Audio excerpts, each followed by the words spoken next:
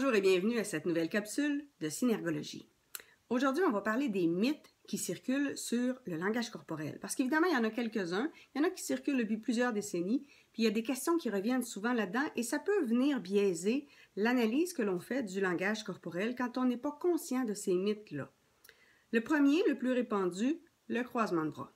Vous vous êtes sûrement déjà fait dire que si vous avez les bras croisés, c'est parce que vous êtes fermé. Puis il y a probablement plein de fois où vous ne vous sentiez pas particulièrement fermé. Et vous aviez tout à fait raison. Il y a plein de situations qui font qu'on va croiser les bras. Il fait froid dans la pièce, il y a de bonnes chances qu'on croise les bras, tout simplement pour garder notre chaleur et se réchauffer tranquillement.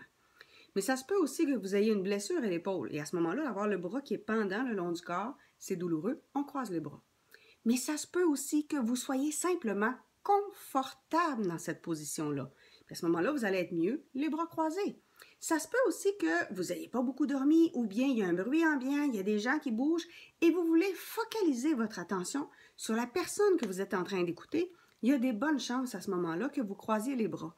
Ça se peut que la personne qui est devant vous aussi soit émotive. Vous voulez l'écouter, mais vous ne voulez pas être envahi par ses émotions et à ce moment-là, vous allez croiser les bras. Ce n'est pas un signe de fermeture, c'est simplement pour protéger votre bulle de l'émotion de l'autre tout en l'écoutant. Il y a donc plein de situations dans lesquelles on va croiser les bras et ce n'est pas un signe de fermeture. C'est sûr que si vous êtes en train de parler à quelqu'un, vous lui présentez des arguments, il fronce les sourcils, il monte un sourcil, il transfère son poids en arrière, plutôt du côté droit, il croise les bras, baisse le menton, fait un soupir.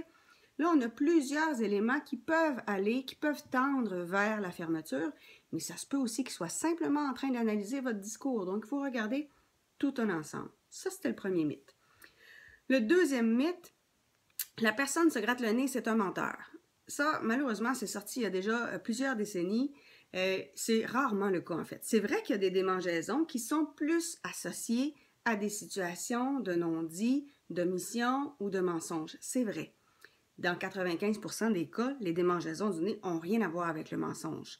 Et il y en a plusieurs de démangeaisons, que ce soit ici, que ce soit ici, que ce soit ici, ici, ici, ici, ici, ici, ici, ici. C'est pas la même chose. Donc, avant de réussir à trouver quel est le point exact qui a été démangé, il y a énormément d'analyses à faire. Donc, est-ce qu'à chaque fois qu'on a une démangeaison du nez, c'est un mensonge? Très, très, très rarement. Le troisième mythe, l'idée que la personne qui regarde ailleurs, ça veut dire qu'elle est en train de mentir ou qu'elle est insécure. Pas nécessairement.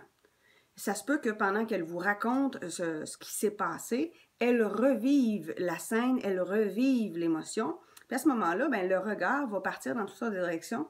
Si, par exemple, je vous raconte un événement où je suis montée dans un escalier, mais il y a des chances que dans ma façon de vous le raconter, je me resitue l'escalier et je vais donc regarder dans la même direction où j'ai vu l'escalier au moment où j'ai vécu cette situation-là. Donc, on va repositionner le regard en fonction de ce que l'on regardait au moment où on a vécu un incident. Ça se peut aussi qu'en partant dans mes idées, je vais aller chercher quelque chose qui est dans le passé, davantage à gauche, dans le futur, ou dans la construction de mon discours, davantage à droite. Fais attention, construction du discours, ça ne veut pas dire que c'est du mensonge. Ça veut dire que je fais attention à ce que je dis. Ça veut dire que je cherche mes mots. Ça ne veut pas dire que c'est du mensonge. Il y a plein de fois aussi où d'avoir quelqu'un qui fixe, c'est intimidant. Ça ne veut pas dire que je me sens insécure, ça veut juste dire que je trouve que l'autre, il rentre dans ma bulle. Et à ce moment-là, je vais regarder ailleurs.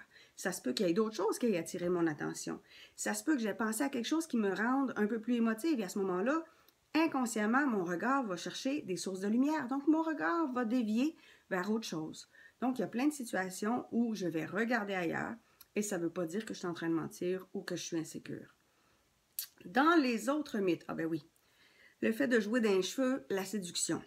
Il y a en effet des mouvements dans les cheveux qui sont très souvent associés à la séduction parce qu'ils reviennent régulièrement.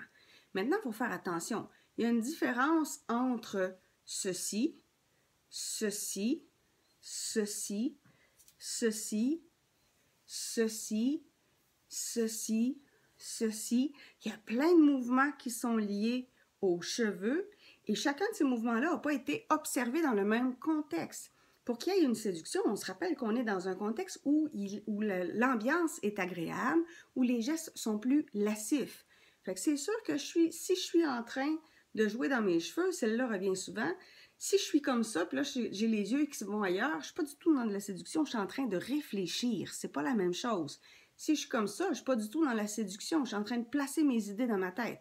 Donc, pour qu'il y ait une séduction, il faut à ce moment-là qu'on ait la pointe des cheveux qui va vers l'autre. Il faut qu'on ait un geste qui est lascif, qui est doux. C'est comme une caresse qu'on fait sur les cheveux. Évidemment, ça prend d'autres signes sur le corps. On doit avoir minimalement 8 items simultanés avant de pouvoir avoir une hypothèse qui va être crédible.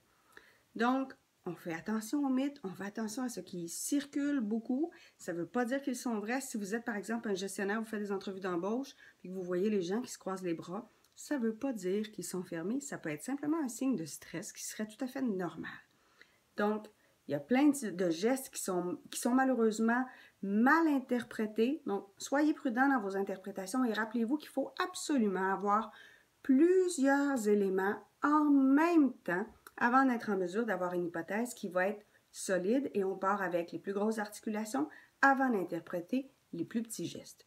Évidemment, tout ce que je vous raconte, je vous en ai parlé dans Je lis en vous, savez-vous lire en moi et plus récemment dans l'ABC du non-verbal en amour. Évidemment, celui-là traite beaucoup de relations et de séduction, mais j'ai mis aussi des recherches plus récentes qui ont été faites en psychologie, en neurologie et des travaux qui ont été faits aussi, évidemment, en synergologie. Sur ce, je vous invite à vous abonner à ma chaîne YouTube et on se retrouve bientôt pour une prochaine capsule. Au revoir!